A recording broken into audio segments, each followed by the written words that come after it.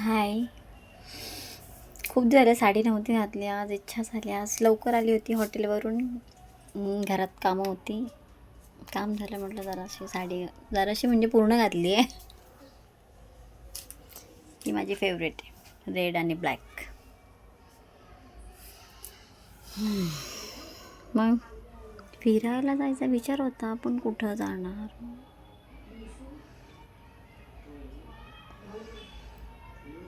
मी आता विचार करते जेवावं आणि झोपून जावं. बरं सकाळी उठून परत जायचं आहे.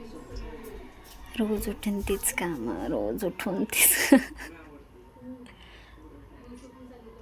वाटतात म्हणजे तुमच्यावर गप्पा मारूशे वाटतात, पण वेळ नाही बिलकुल.